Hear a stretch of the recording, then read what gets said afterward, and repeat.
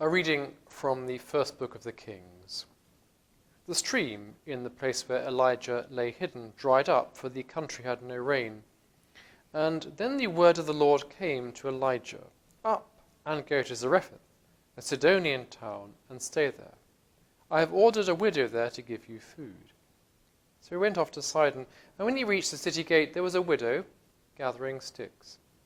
Addressing her, he said, "Please bring a little water in a vessel for me to drink." She was setting off to bring it when he called after her. "Please," he said, "bring me a scrap of bread in your hand."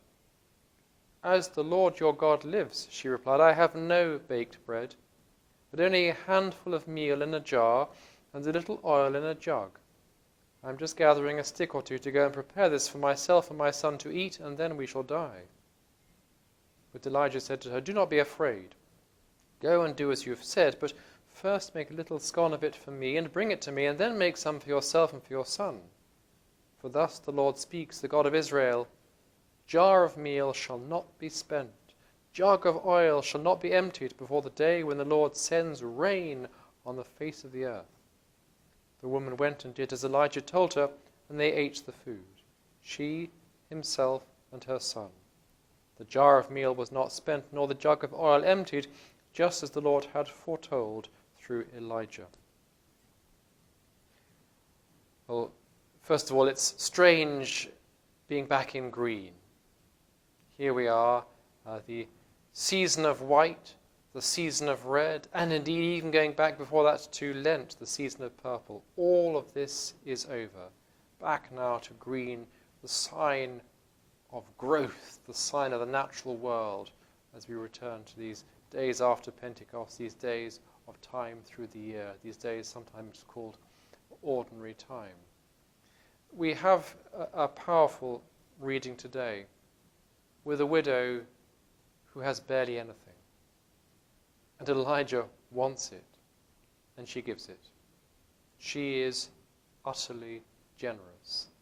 It is actually striking, I have found, that some of the most generous people I've met have had so little, and they've been prepared to give. It is humbling, astonishing. She gives, and she reaps the benefit. She doesn't give in order to receive.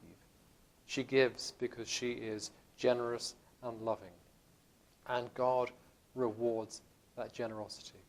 So she gives practical sustenance to Elijah and receives practical sustenance and spiritual sustenance in return. The same applies to us. We might think God demands everything. He demands my whole heart. He is first and foremost. He wants all our love. How? We need to love our husbands, our wives, our children, our families, our friends. There's not enough space in our heart. If we give all our love to God, we will find there's even more in abundance. The same with our gifts and talents. They have been given to us from God. We give them back to him wholly, completely, and receive more in return. The same too with material gifts. Again, if we are generous, we find we receive what we need in return. It is a beautiful gift, a beautiful example we receive, we hear about and are inspired by in today's first reading. There will come a time, I hope soon, when we are able to welcome you back in. And in the changed circumstances that all our churches will face in coming days, weeks, and months, we will need your generosity. Not just in terms of financial donations, but in terms of your time. Gifts of your time. We will need volunteers in all sorts of ways to help make it possible. If you go to the supermarket, and if you've been in recent weeks, you'll have seen the measures that are now in place. They were strange at the beginning, but we've got used to them. But they involve people helping us at the door, helping us to form queues, keeping us distant around the shop, getting us in the right direction, helping us to pay at the end. All of that is assisted by staff in the shop. Of course, they pay them.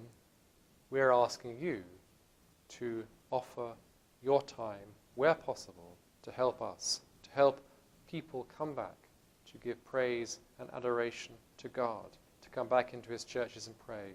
So there will come a time when we will ask specifically and practically for ways in which you can assist us to help people come into our churches. This widow, in her generosity, reaps the benefit.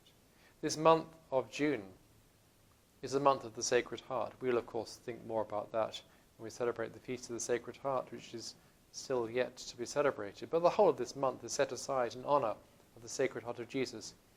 In a sense, it draws on what we thought about on the Feast of the Trinity. God, the Son, united to humanity in the man, Jesus Christ. God and man, fully divine, fully human.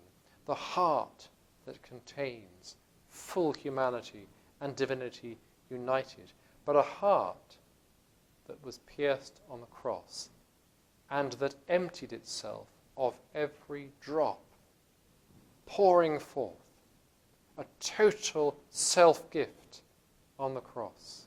That gift of love, pouring out, bringing faith to the centurion at the foot of the cross, redeeming the world, saving us. And so we are taken up into the love that comes from the Sacred Heart. And we too offer ourselves in loving service to the Sacred Heart of Jesus this month of June. And please God, in this month of June, in this month of the Sacred Heart, let us hope and pray we will be able to give ourselves completely to our Lord in service of him.